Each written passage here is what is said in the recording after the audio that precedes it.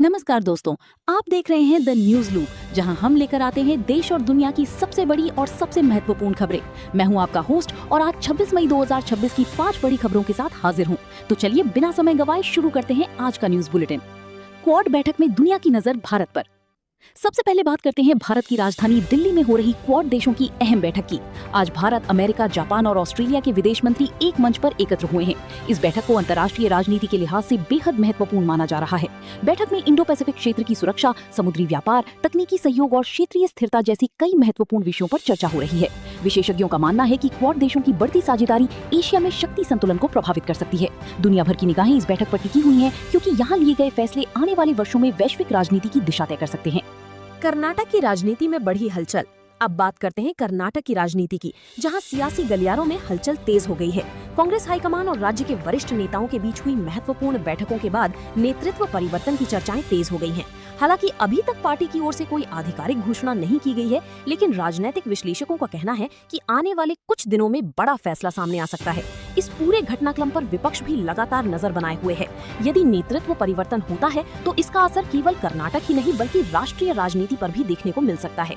अब सभी की नजर कांग्रेस नेतृत्व के अगले कदम पर टिकी हुई है। एसबीआई ग्राहकों को बड़ी राहत। देश के करोड़ों बैंक ग्राहकों के लिए राहत भरी खबर सामने आई है।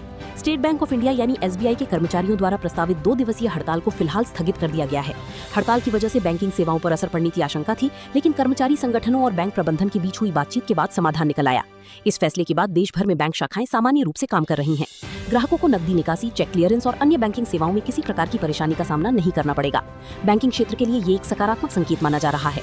ब्रिटेन में भीषण गर्मी का कहर। अब चलते हैं ब्रिटेन, जहां इस साल की सबसे भीषण गर्मी दर्ज की गई है। कई इलाकों में तापमान 35 डिग्री सेल्सियस तक पहुंच गया है, जिससे जनजीवन प्रभावित हो रहा है। मौसम विभाग ने लोगों को सतर्क रहने की सलाह दी है और स्वास्थ्य चेतावनी जारी की है। विशेष रूप से बुजुर्गों और बच्चों को गर्मी से बचने के लिए अतिरिक्त सावधानी बरतने को कहा गया है।